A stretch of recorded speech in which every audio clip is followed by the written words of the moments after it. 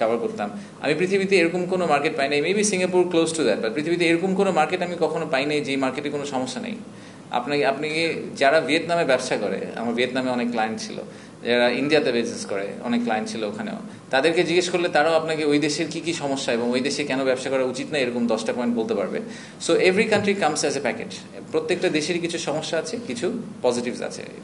যাদের স্ট্রেংথ যেগুলো আছে সেগুলোকে তারা সবসময় হাইলাইট করার চেষ্টা করে। আমরা তার সাথে এবার যেটা হাইলাইট করার চেষ্টা করছি, যে সমস্যাগুলো আমাদের আছে সেইগুলোর সমাধান করার জন্য আমরা সরকার থেকে কি করার চেষ্টা করছি। সো যে 10টা সমস্যার কথা সবাই বলছে, সেই 10টা সমস্যা যদি আজকে সেই 10টা সমস্যাকে আপনি বললেন 21% থেকে তো 0% হয়ে যাবে না ইলেকট্রিসিটি, 21% থেকে এটাকে 10-এ নামিয়ে আসার জন্য, 10%-এ নামিয়ে আসার জন্য সরকার কি করছে, আগামী 1-2 বছর সরকার কি করবে। তো সেই মেসেজটাই আমরা আমাদেরকে দিতে চাই, যে আমরা সরকার এবং প্রাইভেট সেক্টর এবং ফুল ইকোসিস্টেম একসাথে কাজ করছি to improve overall situation. Of course we acknowledge যে আমাদের কিছু শর্টকামিং আছে, বা সেই শর্টকামিংটাকে ইমপ্রুভ করার জন্য আমরা এখন একসাথে কাজ করছি। সেই ট্যারিফের সমস্যাটা শুধু বাংলাদেশের না, আর বাংলাদেশের কম্পিটিটিভ অ্যাডভান্টেজ শুধু ট্যারিফ ছিল না, অনেক কিছুই ছিল। কস্ট অ্যাডভান্টেজে আমাদের অনেকগুলা ফ্যাক্টরি, আমরা আসলে ফ্যাক্টরি অফ প্রোডাকশনের ক্ষেত্রে অনেকগুলাতেই আমাদের কস্ট অ্যাডভান্টেজ আছে। সো ট্যারিফটাও একটা অ্যাডভান্টেজ ছিল, আমি এটা আপনার সাথে এগ্রি করি। বাট সেই ট্যারিফের যেই নতুন সিচুয়েশনটা তৈরি হয়েছে, সেখানে শুধু বাংলাদেশ সাফার করছে না, একসাথে অনেকগুলো দেশ সাফার করছে।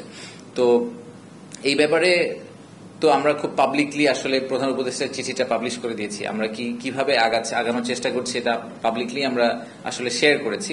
এবং ইনফ্যাক্ট আজকে আমাদের যে ইনভেস্টর গ্রুপ ছিলেন, তারা আমাদের কোরিয়ান ইনভেস্টর গ্রুপ আসলে ক্যাটেগরিক্যালি এটা অ্যাপ্রেইজও করেছেন। ওনারা বলেছেন যে দে ওয়ার কোয়াইট ইমপ্রেসড যে বাংলাদেশ যে ট্র্যাকটা নিয়েছে এটা একটু খুব কম্প্রিহেন্সিভ তাদের কাছে লেগেছে। তাদের কাছে মনে হয়েছে যে কম্বোডিয়া ভিয়েতনাম যে রেসপন্সটা করেছিল ওটা একটু হেস্টি ছিল, এবং খুব দ্রুত রেসপন্স করার কারণে ওদের চিঠিটা কিন্তু কন্টেন্ট হচ্ছে খালি ওনারা কিছু ট্যারিফে ড্রপ করবেন, এছাড়া কিন্তু ওরকম কন্টেন্ট নাই। বাট আপনি যদি কম্বোডিয়ার চিঠিটার সাথে বাংলাদেশের চিঠিটা মার্ক টু মার্ক চিন্তা করেন, তাহলে আপনি দেখবেন যে আমরা কিন্তু একটা মাল্টিপ্রোন অ্যাপ্রোচে গিয়েছি, যেখানে আমরা বলছি আমরা কিছু ট্রেড ব্যারিয়ার কমানোর চেষ্টা করব, আমরা কিছু ট্রেড ডেফিসিট কমানোর চেষ্টা করব, একই সাথে আমরা ট্যারিফে কিছু সাপোর্ট দেওয়ার চেষ্টা করব। তো আমাদের সাথে ইউএস এম্বাসির খুব ক্লোজ যোগাযোগ আছে।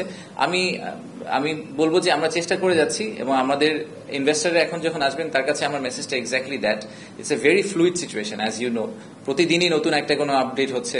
গতকালকে একবার আপনার S&P 20 পয়েন্ট নেমে আবার 20 পয়েন্ট উঠে গেছে একটা টুইটের কারণে। সো এরকম অনেক কিছুই হচ্ছে। সো ওনারাও জানেন যে ঠিক যেভাবে বাকি সব দেশ এটাকে হ্যান্ডেল করার চেষ্টা করছে, আমরাও হ্যান্ডেল করার চেষ্টা করছি। আমরা ঠিকভাবে করার চেষ্টা করছি কিনা এটা আমাদেরকে ডেমনস্ট্রেট করতে হবে।